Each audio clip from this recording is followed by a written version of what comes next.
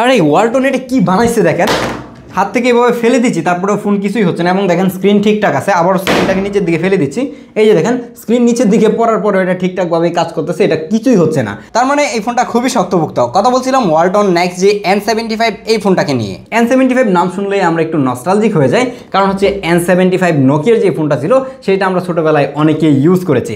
কিন্তু এখন ওয়ালটনের দেখেন যে এটার ডিজাইন দেখতে S23 আলট্রার মতো লাগতেছে, S25 আলট্রার মতো লুকস দেওয়া হয়েছে, এবং এইটা অনেক বেশি শক্তপোক্ত একটা ফোন। শুধুই কি এই ফোনটা শক্তপোক্ত নাকি এটার ভিতরে আরও কিছু আছে সেটা নিয়ে তো অবশ্যই আজকে ভিডিওতে কথা হবে। কিন্তু তার আগে এটার ডিজাইন নিয়ে একটু কথা বলা খুবই জরুরি, কারণ এটা দেখতে একদম একটা ফ্ল্যাগশিপ ফোনের মতো।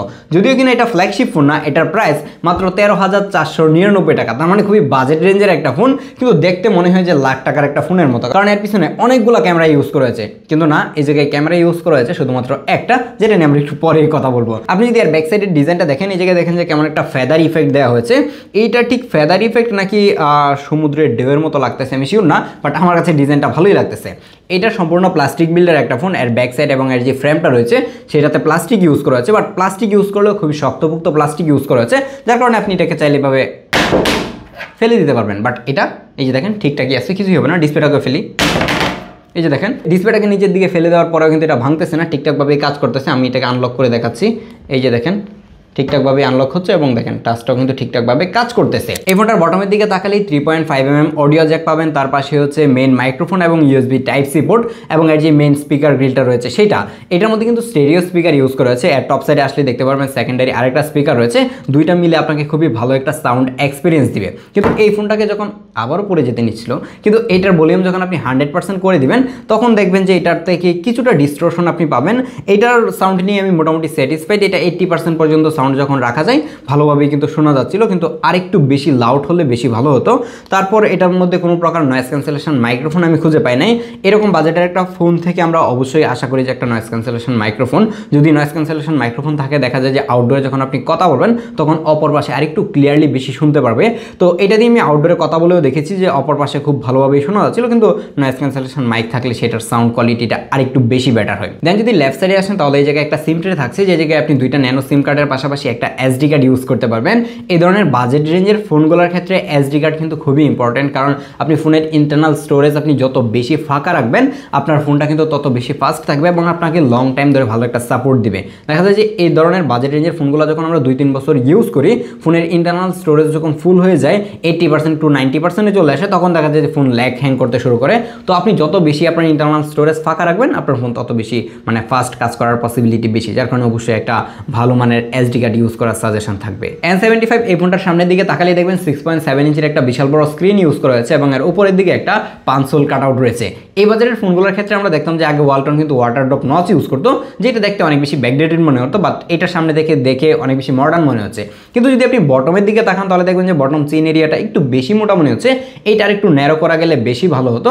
তাছাড়া ওভারঅল এটা ভালোই ছিল, কিন্তু প্রবলেম যেটা সেটা হচ্ছে এটা একটা HD রেজলিউশনের ডিসপ্লে, যার কারণে একটু কাছ থেকে দেখলে মনে হয় যে পিক্সেলের ঘাটতি রয়েছে এবং শার্পনেসের একটু ঘাটতি মনে হয়। কিন্তু এই বাজেটের ফোনগুলো যারা কিনে থাকে তারা এটা নিয়ে খুব বেশি একটা প্যারা খাবে না। আর তার উপর হচ্ছে এটা একটা IPS প্যানেল। IPS প্যানেলের নর্মালি দেখা যায় যে একটু ব্ল্যাক শ্যাডো দেখা যায় কিংবা সাইড থেকে দেখলে কালার নেগেটিভিটি আসে, বাট এটার কালার নেগেটিভিটি আমি একদমই পাই নাই। এটার কালার একদমই পারফেক্ট ছিল, কিন্তু আপনি যখন পাঞ্চোলের আশেপাশে একটু ভালোভাবে কাছ থেকে তাকাবেন তখন একটু শ্যাডো লক্ষ্য করবেন। এটা ম্যাক্সিমাম যে IPS ডিসপ্লেগুলো রয়েছে সেগুলোতে হয়ে থাকে, এটা একদমই নর্মাল, মেনে নিতে হবে। কিন্তু এই ডিসপ্লের মধ্যে 120 হার্জের হাই রিফ্রেশ রেট ইউজ করা হয়েছে, তার পাশাপাশি এটার মধ্যে 240 হার্জের টাচ স্যাম্পলিং রেট ইউজ করা হয়েছে, যার কারণে এই ডিসপ্লেটার টাচ রেসপন্স খুবই ভালো ছিল এবং ডিসপ্লেটা ইউজ করতে খুবই স্মুথ লাগে। কিন্তু এই ব্যাপারটা আপনাদেরকে একটু বলে রাখি, এই যে মানে লাখ টাকার যে ফোনগুলো রয়েছে এইগুলোর মানে হাই রিফ্রেশ রেট যেভাবে একদমই স্মুথলি কাজ করে, এই ধরনের বাজেট রেঞ্জের ফোনগুলোর ক্ষেত্রে এত স্মুথনেস আপনি পাবেন না। এইটা দেখবেন যে লেখা থাকে 120 হার্জ, বাট চালানোর সময় আমার কাছে ফিল হচ্ছিল যে 90 হার্জ কিংবা 100 হার্জে কাজ করতেছে।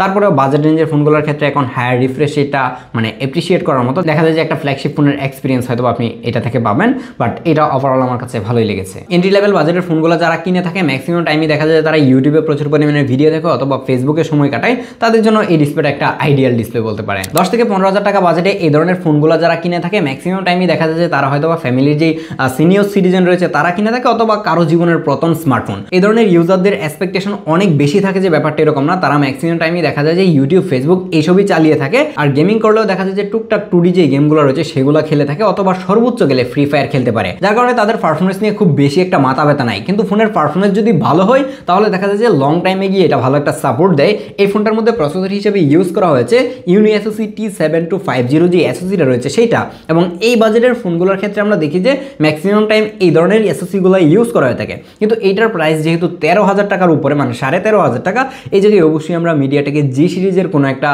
চিপ আমরা আশা করে থাকবো, সেগুলোর পারফরমেন্স এইটা থেকে স্লাইটলি বেটার হয়। বাট এটার পারফরমেন্স তো মোটামুটি ভালোই ছিল। আপনি ইউটিউব, ফেসবুক এই ধরনের যে সোশ্যাল মিডিয়া অ্যাপগুলো রয়েছে সেগুলো খুবই স্মুথলি রান করতে পারবেন।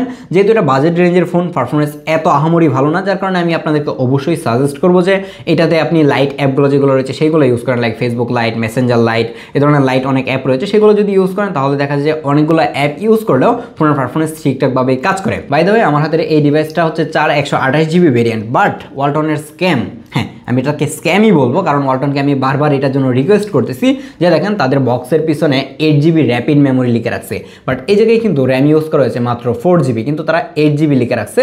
আপনি যদি এটাকে 4+4GB দিয়ে লিখতেন তাহলে মানুষজন বুঝতে পারতো যে 4GB ফিজিক্যাল র্যাম আর হচ্ছে 4GB ভার্চুয়াল র্যাম, কিন্তু এই জায়গায় তারা ডিরেক্টলি 8GB লিখে রাখছে। এটা মানুষকে কনফিউজড করে দেয়। অবশ্যই এই জায়গায় 4+4 যদি 8GB লেখা হয় অবশ্যই ভালো হবে। আর এটার মধ্যে স্টোরেজ টাইপ হিসেবে ইউজ করা হয়েছে UFS 2.2, এটা অবশ্যই আমি অ্যাপ্রিশিয়েট করি, যার কারণে দেখা যায় যে পারফরমেন্সটা স্লাইটলি বেটার হয়। এটা দিয়ে আমি 2D গেমগুলো খেলে দেখেছি যে খুব ইজিলি খেলা যাচ্ছিল, এবং আপনি যদি ফ্রি ফায়ার খেলতে চান তাহলে টুকটাক লো গ্রাফিক্স দিয়ে খেলতে পারবেন, খুব একটা প্যারা হবে না। কিন্তু ভালো ব্যাপার হচ্ছে এই ফোনটা out of the box Android 15 এসেছে। এই সময় এসেও অনেক ফোন দেখা যায় যে মার্কেটে আসতেছে যেগুলোতে out of the box Android 14 থাকে। তো এই ধরনের ওয়ালটনের ফোনগুলোর থেকে দেখা যায় যে মেজর সফটওয়্যার আপডেট কিন্তু খুব একটা পাওয়া যায় না। তো সেক্ষেত্রে যদি Android 14 out of the box এখন আসে তার মানে অলরেডি আপনি 2 বছর পিছায় আছেন। তো সেক্ষেত্রে আমি এটা অবশ্যই অ্যাপ্রিশিয়েট করি যে out of the box Android 15 পেয়েছি, যদিও কিনা এখন অ্যান্ড্রয়েড 16 চলে এসেছে, এবং এটার মধ্যে তারা একটা ডিডো ওএস নামের একটা ওএস ইউজ করে। আপনারা হয়তো ওয়ালটনের আগের কোনো ফোন ইউজ করলে দেখে থাকবেন। এই ওএসটা মোটামুটি বলতে পারেন যে ভালোই, মানে লাইট ওয়েট, এটা নিয়ে খুব বেশি একটা কমপ্লেন করার সুযোগ নাই, স্টক অ্যান্ড্রয়েডের কাছাকাছি। ভিডিও শুরুতে আপনাদেরকে যেটা দেখাচ্ছিলাম যে এই ফোনটা খুবই ডিউরেবল, হাত থেকে পড়ে গেলে ভেঙে যাওয়ার সম্ভাবনা অনেকটাই কম।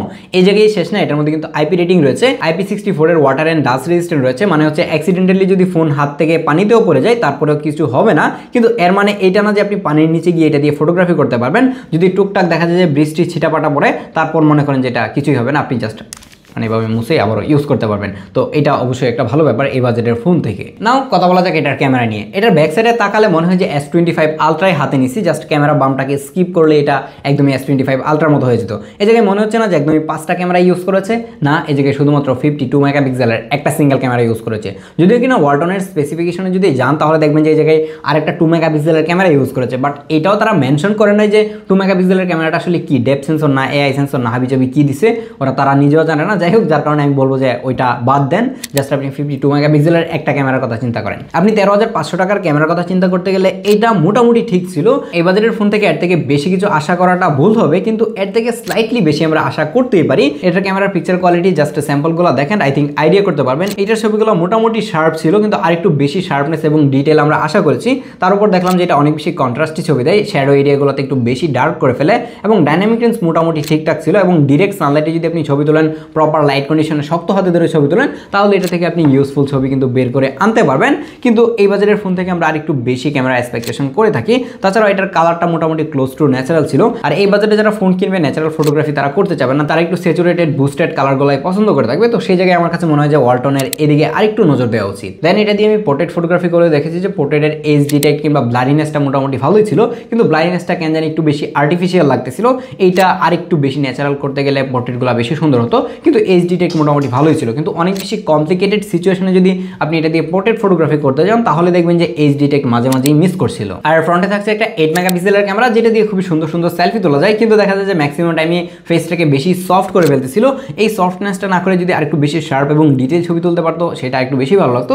যদিও কিনা এই বাজারের ফোনগুলো দিয়ে খুব বেশি মানুষজন যে সেলফি তোলে ব্যাপারটা এরকম না, ম্যাক্সিমাম টাইমই দেখা যায় যে ফেসবুকে অথবা মেসেঞ্জার অথবা হোয়াটসঅ্যাপে ভিডিও কলে কথা বলার কাজে এর সেলফি ক্যামেরাটা লাগে। তো সেক্ষেত্রে এই ধরনের কাজ আপনি খুবই ইজিলি করতে পারবেন। কিংবা এটা দিয়ে যখন আপনি পোর্ট্রেট সেলফি তুলবেন সেই পোর্ট্রেট সেলফিগুলো খুব সুন্দরভাবে তোলা ছিল।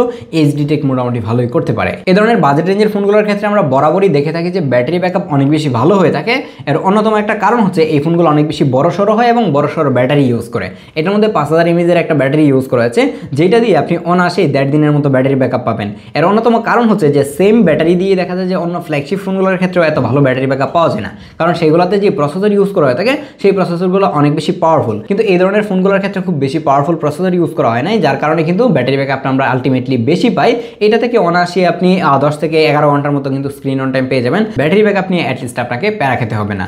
আর বক্সের মধ্যে একটা 10 ওয়াটের এই ধরনের পিচি চার্জার দেওয়া হয়েছে। এই বাজারের ফোনের ক্ষেত্রে অবশ্যই আমরা একটা 18 ওয়াটের চার্জার আশা করে থাকি, যেহেতু এটাতে 5000 mAh ব্যাটারি দেওয়া হয়েছে। 18 ওয়াট হলে দেখা যায় যে আরেকটু ফাস্ট কিন্তু এটাকে চার্জ করা যেত। তো এখন ফাইনালি কথা হচ্ছে যে আপনি 13,500 টাকা খরচ করে ওয়ালটনের এই ফোনটা কিনবেন কিনা। আপনি যদি এমন একজন ইউজার হয়ে থাকেন যে কিনা ফেসবুক ইউটিউবে ম্যাক্সিমাম টাইম সময় দিয়ে থাকেন এবং সময় কাটানোর জন্য মাঝে মাঝে টুকটাক 2D গেমগুলো খেলে থাকেন, তাদেরকে এটা সাজেস্ট করা যায়। এই ধরনের টাস্কগুলো অনায়াসে এটা হ্যান্ডেল করতে পারে। কিন্তু আমার কমপ্লেন হচ্ছে যে এই বাজারের ফোন থেকে আমরা ক্যামেরাটা আরেকটু বেশি ভালো আশা করে থাকি। তো এটার ক্যামেরাটা যদি আরেকটু ভালো হতো তাহলে এটা একদমই পারফেক্ট হতো। তো আপনারা চাইলে এটা ট্রাই করতে পারেন। আমার কাছে মনে হচ্ছে বাজেট অনুযায়ী ঠিকঠাকই রয়েছে।